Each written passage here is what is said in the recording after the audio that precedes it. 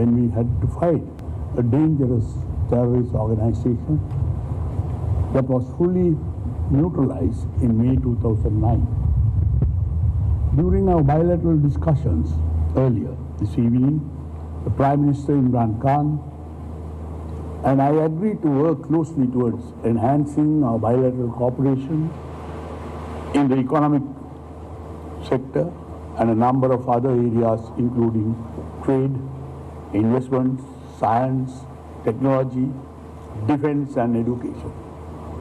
We also agreed to pursue the opportunities presented within the framework of the Pakistan-Sri Lanka Free Trade Agreement.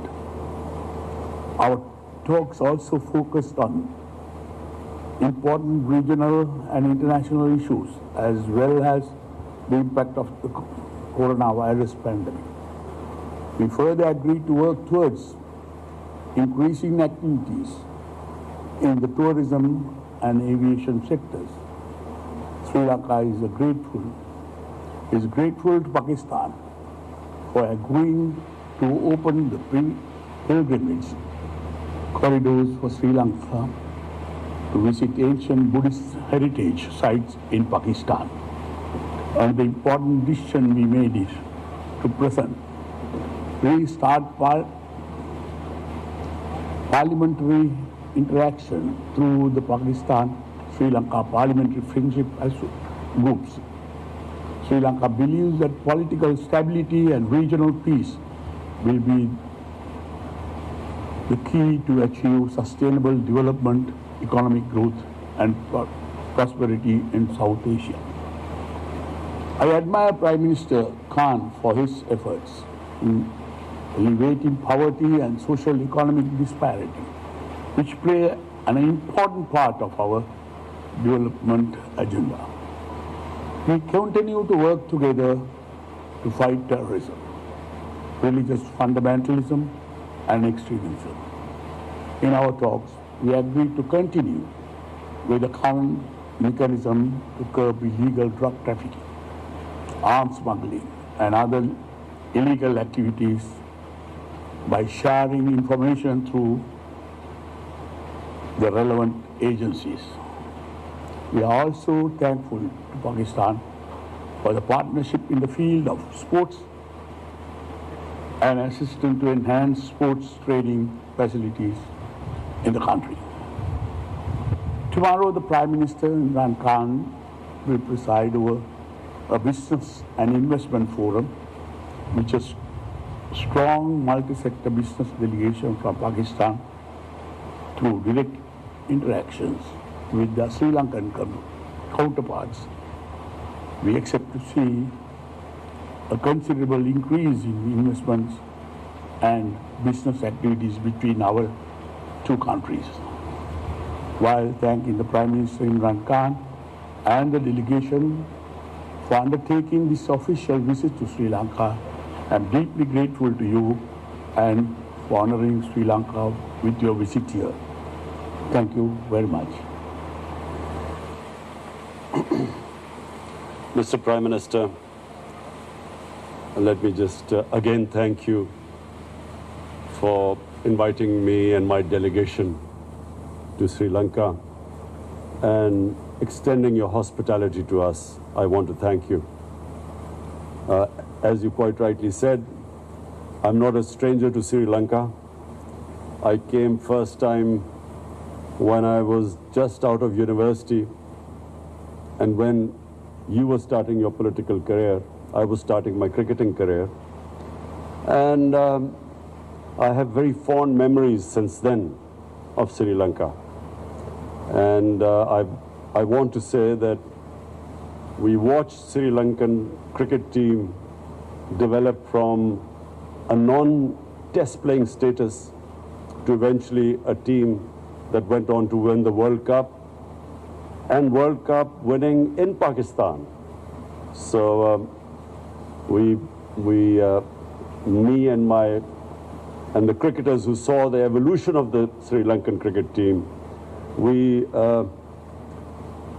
felt good because it was a team from the subcontinent that emerged into a world-class cricket team. So I just wanted to mention that because that was my association with Sri Lanka until this visit of mine.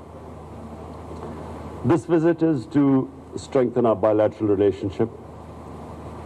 It is to strengthen our trading ties. Pakistan is part of the Belt and Road Initiative of China. CPEC is one of its flagship program, and it means connectivity. And so I've asked my delegation here to find ways and means where we can enhance our trade and connectivity. And through CPEC, connectivity right up to Central Asia for Sri Lanka. We have also discussed other areas where we can enhance our trading ties, where Sri Lanka can benefit from Pakistan's connectivity in the future right up to Central Asia.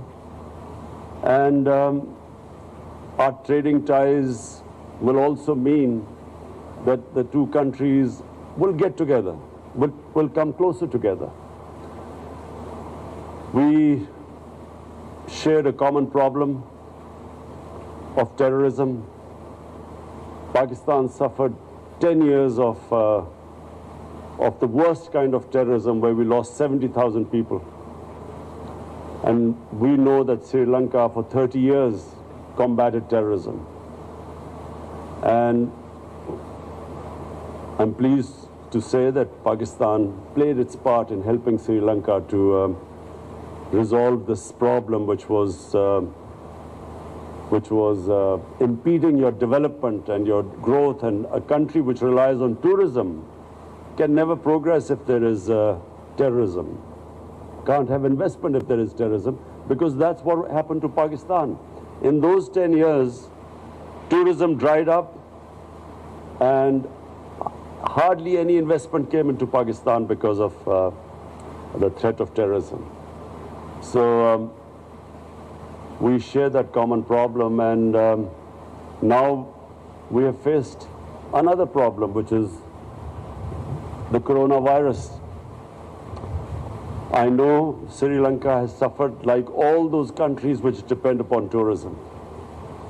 And we discussed how the developed countries can help the developing world at this time. That the developed world right now should not be insular. They must realize that this is a problem that has afflicted everyone, but specifically it has hit the poor countries more, and the poor in all the countries much more. The poor have suffered everywhere, but the poor countries have suffered the most. So we have discussed how we can jointly work on the poor countries from getting debt relief. In Pakistan, we came up with the biggest stimulus package in our history, $8 billion. But when you compare the United States, the stimulus package in the United States is almost $3,000 billion. US has a population of 330 million. Pakistan's population is 220 million, 70% of the US. And yet the total amount of money we could give as a stimulus package because of those who suffered from the coronavirus was $8 billion compared to $3,000 billion in the US. So this is the discrepancy. And the coronavirus has exposed this huge inequality in the world. And that's why I feel that the world organizations like the United Nations should step in and look after the countries that have taken a real beating because of this coronavirus. Apart from that, Mr. Prime Minister, I want to invite you again in front of the media to Pakistan. And Pakistan has probably one of the greatest Buddhist heritage in the world. We recently discovered a sleeping Buddha, which is probably the biggest in the world. It's a 40 feet sleeping Buddha, because the north of Pakistan was the center of the Gandhara civilization, the ancient Buddhist civilization. So we are also going to invite people from Sri Lanka to come over, and we are planning a Buddhist trail where all the great shrines and places for those from the Buddhist community, the religion, can come over to our country. And of course, I start with inviting you most of all, Mr. Prime Minister. And thank you again for your hospitality. So thank you very much.